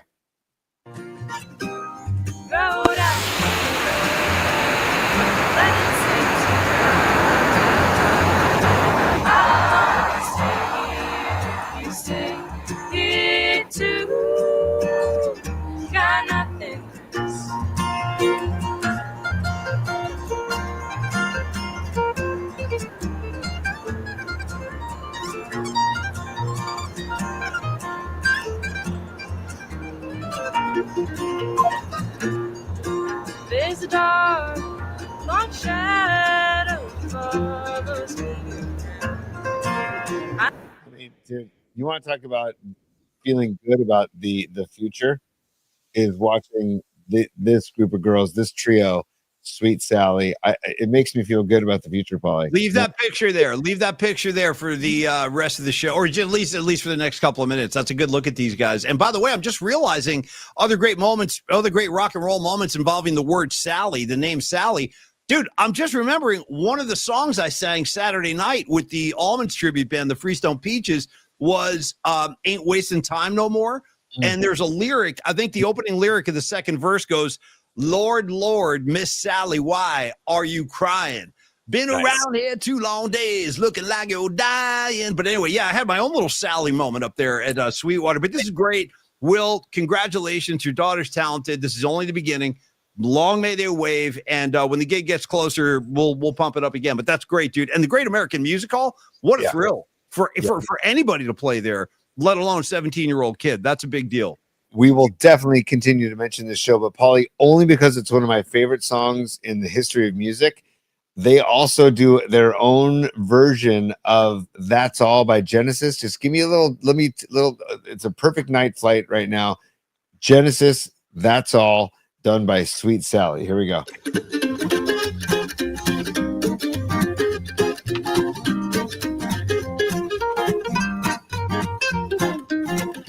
Just thought it was going all right. Found it I'm wrong when I thought it was right. All the same, it's just a shame, that's all. You can sit day and be the same night. Tell me it's black when I know that it's white. All the same, it's just a shame, that's all.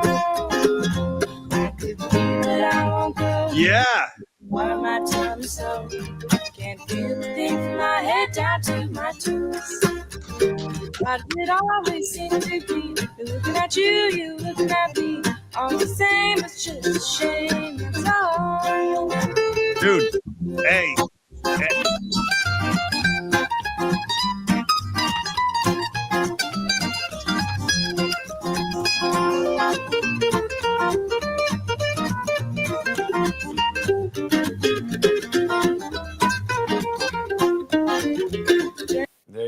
There you go. I mean, come Only on. thing I have to say is, hey, yo, Dixie chicks, move the F over. Move the F over. Here comes the next generation. That's really good, Will. You should be really proud. They sound great. That was a really, really good cover. But if I may, again, I'm going to go ahead and say I'll take that over the Collins original.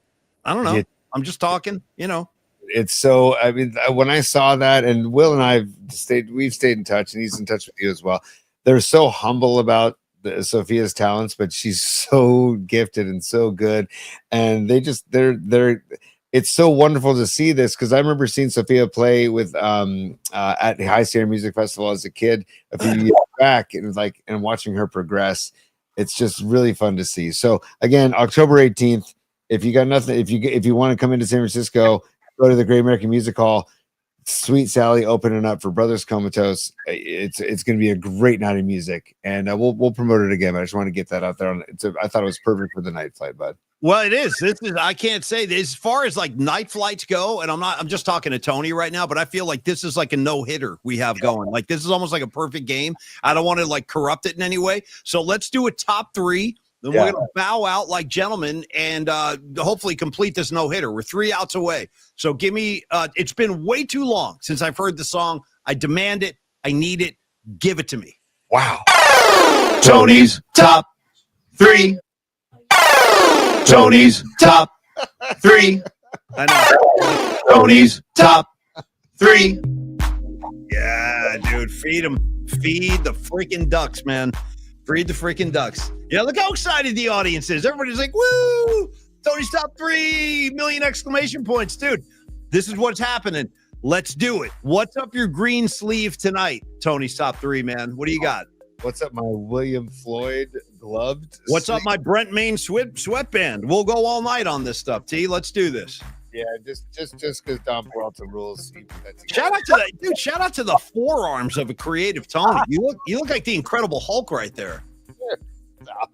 Look at the guy. Look at the size of the kid's arms. He's like ripped. Yeah, dude, that's funny. But that's all Don Peralta's work. Paulie, so let's just get right into it. As we go through the MLB postseason, and we're ecstatic that the Dodgers Phillies series will continue. It will continue. What are you feeling? How are you feeling? Who's left? I think you kind of already showed your hand about the AL, but maybe reveal that again. And the NL. Who are you going for? AL, NL, and I'll give you mine as well, and then we'll move on.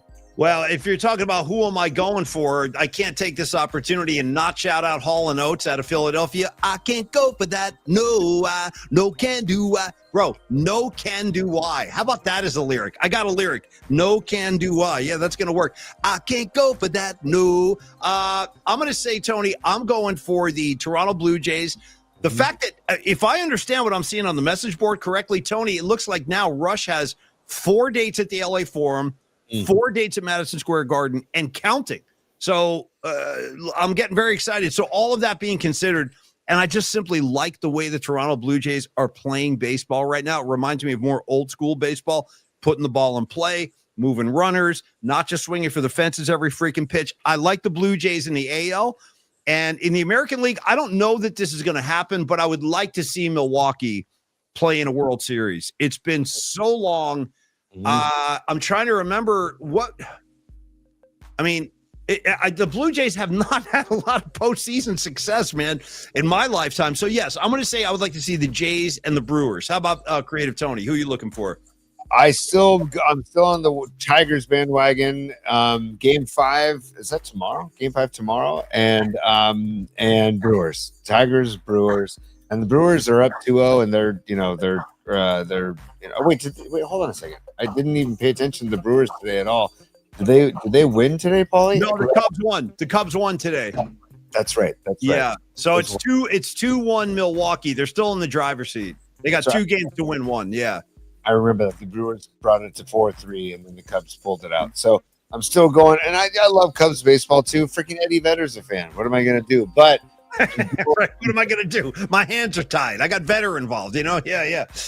But I love Bob Uecker is baseball to me, and there was some guy. I think his name was Hank Aaron. He was a Milwaukee guy. So shout out Hank Aaron as well. You know what I mean? They're the freaking Brewers.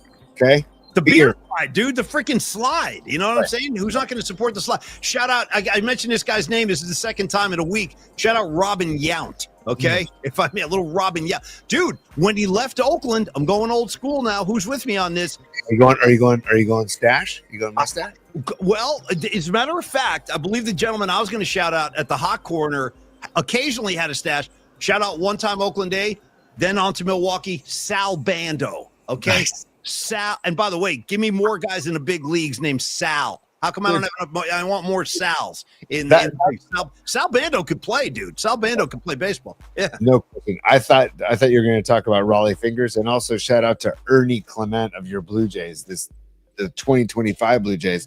But I thought you were talking Raleigh Fingers, and also Paul Molitor. Yes. Cecil Cooper. Remember Cecil Cooper back in the day? I do, man. Yeah. So, go Brewers, go Tigers for me. You're going Brewers, Blue Jays. I'll take either one.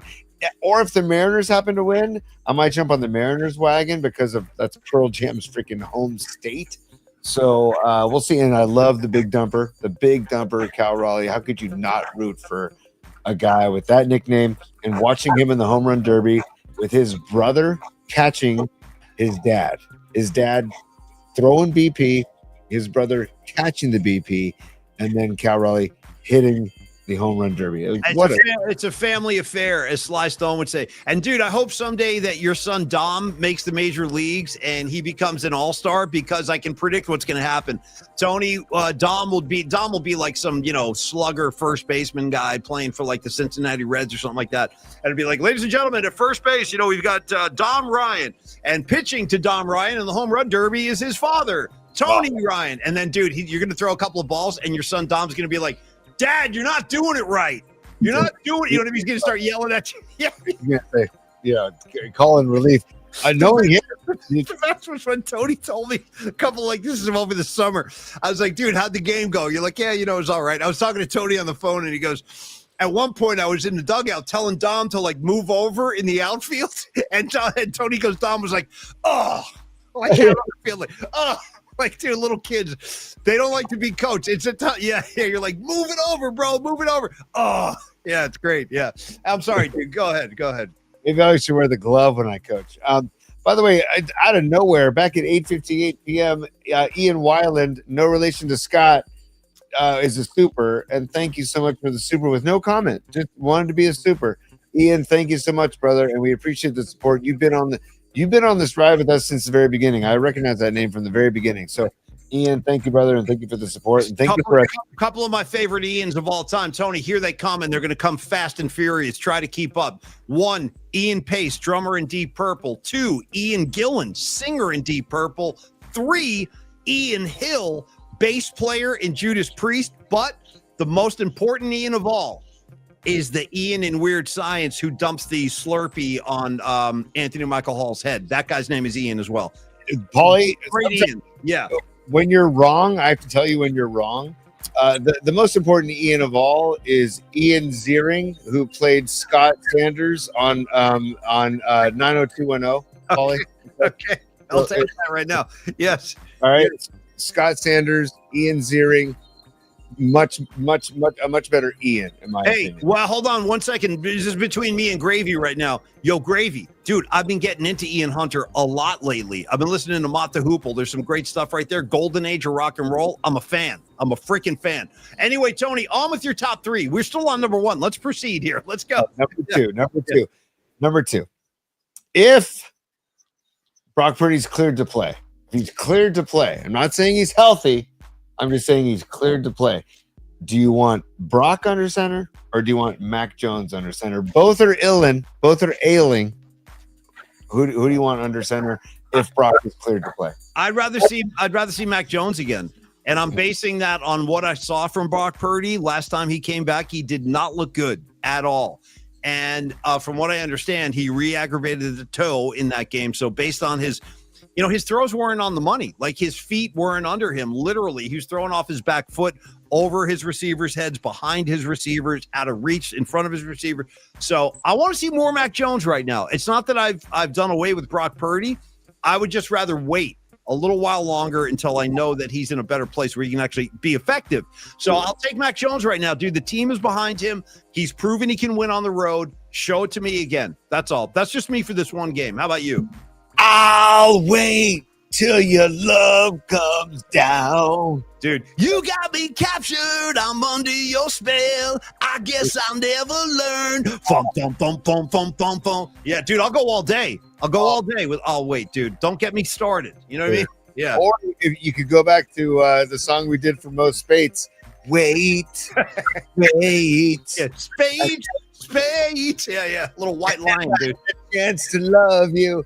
Paulie, by the way, Los D, one of our favorite people on the planet, Carlos de la Fuente, he says, one of my favorite World Series, 1982, Milwaukee versus St. Louis, pure power versus pure speed, complete opposites, 7-game series. That was great. Los D, I was 9 years old, dude, and I remember that World Series so vividly because I loved Cardinal baseball. And I hate to say that because there's a huge rival of the Giants, but like you said, the speed, that type of speed baseball, dude, I'm a huge fan of using speed on the baseball diamond. So Los D are on the money there, dude. Love it. Thanks for the super, my friend. Thank you, Los D. See you tomorrow, buddy. Hell yeah, dude. Okay, Paulie. So I agree with you. I want Mac Jones too because I want Brock Purdy. By the way, I looked it up. The bye week is not until week 14, which is it's good. That's nice. Like seriously, that's really good as far as like resting people at the end of the season. But Brock Purdy needs a few weeks. Like he needs a good chunk of time to rest. So time won't give me time, Tony. You know what I mean, dude? And time makes lovers feel like they got something real. Okay. Wow, dude. Say that again. Time. Give me that again. What was that? Well, you said time won't give me time. And the little boy George on a night flight. It's good for everybody. Give it to me again. What was the lyric? And then the following lyric in the same song is, and time makes lovers feel like they got something real. You know what I'm saying? Let me tell you something about Boy George. The more I listen to Boy George now, the deeper in I go. The freaking deeper I'm going. Let me tell you what the jam is right now. Church of the effing Poison Mind.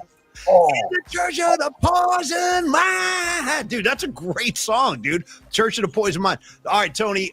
So we're on to number 3. Pause. Okay. Yeah. Dub City, thanks for checking in and thank you for the super. He says, shout out to Mac Rebenak, aka Dr. freaking John, who is like literally the roots of New Orleans music, man. And yes, Dr. John, former headliner for Sound Summit. That might have been Tam Jam. That might have still been Tam Jam. No, it was Sound Summit, but same thing. Yeah. It's all good, man. Yeah. Dude, I have a picture of Dr. John holding my daughter Olivia as an infant. She's wearing her little headphones, and he's holding her. And dude, and he asked if he could hold her because he was like, "Look at how precious! Look, you know the way he talks. Man. Oh, look at your little girl! Look at your little baby girl, man! Can I just hold her for 1 second?" And I said, "Yeah, but can we take a picture of you holding her?" And then he took a picture, and I have it framed. It's a great photo of Dr. John and my daughter. One of the coolest, nicest cats I've ever met. Like an international star, you know. Dub City, thank you for that, dude. And yes, let's ride the Mac train. Mac the Knife, Mac Rebenak, aka Dr. John. You got any other Macs? John McEnroe? Somebody named Paulie Mac I've heard of. I'll throw him on the pile too. Yeah. My namesake. I'll throw my own name on there. Tony. Yeah. Number three. And this is just out of nowhere. But this is inspired by Carlos De La Fuente because he has a movie bracket that he's been working on that we're going to get into on the show at some point. Oh, yeah. Good call. Yes. And I love the way Los's brain works in that respect. But Fast Times at Ridgemont High. It's Paulie and I have talked about that whenever we do retire and hang this up, which will probably be like when we're both 85, we're going to teach a class on how great would it be, dude, if you and I are like in an old age home somewhere, like in wheelchairs, like you never see like those old people. I'm not sure why they do this, but they always have like a blanket over their lap. There's always like a blanket involved.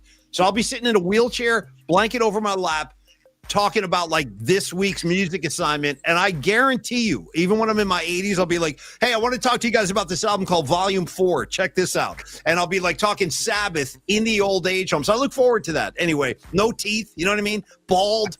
Bring it on. I'm looking forward to my old age. Senility is going to be freaking great. I can't wait. Dude, you know, when you and I saw The Irishman in the theater and it was De Niro and Pesci in jail, dunking their bread into the wine, I looked at Paulie. I go, dude, that's me and you. Yeah. That is me and you in our 80s. And Pesci has no teeth in that scene. He's like, he's like, dude, he's got no teeth. He's sticking the thing in there. He's got no teeth. And how about when they're playing bocce, dude? He just literally lets the ball roll out of his hand. He doesn't even roll it. It just like falls on the ground. Yeah. That's going to be Tony with the bocce ball. Just wham, right on the ground. Yeah, like about a mile from the target. Yeah. Also, dude, don't sleep on that movie, The Irishman. I know it's long, but it's really good. It's one of my favorites. It really is a masterpiece. You just got to put it in the time. It's a great piece of work. I agree. Yeah. It's really good. But Paulie, Fast Times at Ridgemont High, we both love the movie. And this is quick on the way out here on a night flight. Okay. Give me your favorite character in Fast Times at Ridgemont High. Oh, boy. That's actually a really tough one. I mean, I don't know. Do I go with let me think. Actually, you backed me into a corner. A shout out to the unspoken cameo role from, ready for this? Pam Springsteen. Bruce Springsteen's sister is the girl playing the Pat Benatar lookalike. That's Bruce's sister. So just shout out to that, Pam Springsteen. But anyway, I'm going to say probably Mike Damone. You know what I mean? Mike Damone, just navigating through everything. Kid stuff. What about the tunes? Your mama's all right. The Dream Police. Ba-da-da-da-da-da-da. You know what I'm saying? Yeah, dude, slapping like a jockey. Yeah, no question. You know, and then his girlfriend comes up. She's like, by the way, I'm pregnant. He goes, hey, I'm in the middle of trying to sell tickets. He's like totally obnoxious. I'm going Mike Damone. Just out of my experiences. Go ahead, T. How about you? Same question. And shout out the cameo of Nancy Wilson, Cameron Crowe's better half, who is driving the Corvette as Brad is wearing his Captain Fish and Chips. Captain Ahab. Yeah. No, Captain Hook's Fish and Chips. Captain Hook. Okay. He's wearing the gear. He looks over, sees Nancy Wilson driving the Corvette. Nancy Wilson of Heart fame, by the way. Sees her and is like, oh my God, I look like a jackass. And he starts throwing the costume out the window. Another great cameo in Fast Times. But Paulie, my favorite character forever is Mr. Arnold Hand. Okay? Mr. Arnold Hand, played by the great Ray Walston. F. 3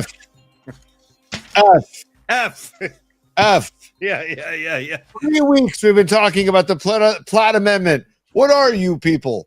On dope? 100%. Okay. And then he comes, and then you see how cool he is at the very end when he's like, we're going to do this test right now in Spicoli's room. And he's like, I think that's close enough, Jeff. I think that's close enough. And he lets him go to the prom. Turns out Mr. Ham was a gangster all along, dude. Great choice. How about, too, the first scene, the class starts, he locks the door. Dude, he locks the damn door. Yeah. Locks him in. How about with the aggression that he writes, I don't know, on the chalkboard in chalk? Like he writes it hard and fast. Little chalk pieces flying in every direction. And Spicoli's just innocent, standing there. He's like, I'm going to write this on the board for all my classes to see. And Spicoli goes, all right. Like he's psyched about it. All right. Yeah. But one of the reasons I really do like his character is, you already talked about it, Paulie, is how he comes full circle. He comes around. Yeah. He is all about the maturation of the student, and it truly is like a message in Cameron Crowe's movie about, that Mr. Hands saw it through with Justin McCauley. And I'll never forget, as soon as you cruise history, and he goes, cruise history? And I passed your class. Yeah. Hey, man, great top 3 tonight. I'm glad we did it. I want to thank everybody for coming in. It was another great night flight in the books. As far as I was concerned, kind of a no-hitter tonight. Like, I don't think anybody even got on base. I don't want to go so far as to say perfect game, but only a couple of walks. Tony and I did a pretty good job on the hill. I want to thank Stellar Design, Domi Peralta, man. Dom Peralta for life. Dominic at Stellar Design, or call Dom Peralta 650-796-3144, because your story deserves bold visuals, and Peralta Arts and Company keeps them alive and brings them to life with Bay Area soul. Contact Peralta Arts and bring your next vision to life for your special events, marketing campaign, anything you might need some companion pieces, artistically speaking. Dom is your guy. Tony, we got a super. You tackle that one. Go ahead, buddy. I threw it up there. It's Church 916, and he says Suburban Lawns poster in Mike Damone's room. Dude, that's a golf clap for you, Church 916. And thank you for the super, dude. Also, and Pete Townsend with the bloody hand. Pete's got his hand on the face with all the blood. But Mike Damone's room is like it's a master class in 80s rock and roll. And thank you, Church 916. We love you too, buddy. And of course, thank you, Longbridge Pizza. Yes. We love Neil Denardi. We'll see everybody on the 27th of October for the joint broadcast. Polymath Particles, Tom Tolbert. And we also want to remind people, get on down to Longbridge, enjoy the food, enjoy that Vibe Tribe, 2347 3rd Street in the Dog Patch. Thank you so much. I love that. I just looked up. We were in the oven. That's great. Thank you, Neil Denardi, for all you do. All of our sponsors. We freaking love you guys. And thank you, Low Steve. Thank you, Pine Needle. Thank you, Noemi, as always. Rags, Patty from Napa, Queen of the Scene. Who am I forgetting over here? Rocco, Doug in Japan. You know what I mean? All you got, John Joseph, Original Gangster. We just thank you guys so much for supporting the show. And Tony, you get the last word, and then we'll hear from David Lee, and we'll get on with the evening. My last word is goodbye, Yankees. Happy trails to you and your payroll and your failure of a season. I couldn't be happier that your season is done. Karma's a bitch, Aaron Judge, and you're gonna, it's just the way of the universe, buddy. When you mess with the universe, it messes back with you. Shout out symptom of the universe, Tony. Go ahead. Dude, a love that never dies, dude. Symptom. Oh, come on, man. All I have to give you is a love that never dies. A symptom of the universe is written in your eyes. Yeah, a little Black Sabbath detour. My bad. Sorry about that, Tony. Go ahead. And dude, and go Phillies tomorrow at 3:08 p.m. We got Sanchez on the bump against Glasnow, and then go Brewers against the Cubs at 6:08 tomorrow. But before both of those games, we'll be back at 11 a.m. And joining us tomorrow at 11:30 a.m., Rita Oak, the 49er artist who does all those great pieces of artwork. And I got to thank Fareed, a.k.a. Robot Centaur, for the idea. He says, I think Rita would be a great guest on your show. I'm going to reach out to her. So he got the conversation rolling. And then Rita and I took it over. And she's going to be joining us from Portugal tomorrow night.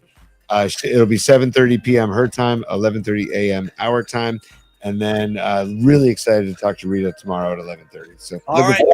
Thank you. Me too. I look forward to that too. Thank you, Tony. Thank you, Hum Daddies. Thank you, Karen Bell, Nikki D, Francesco, Dami, all you guys. Have a great night, everybody. Gravy, rock and roll. Me and you, Ian Hunter, buddy. Ian Hunter. We'll see everybody tomorrow at 11. Have a beautiful evening, and onward and upward. And again, as Robert De Niro said in The Deer Hunter, Nostrovia. So say good night to the bad guy. Yeah.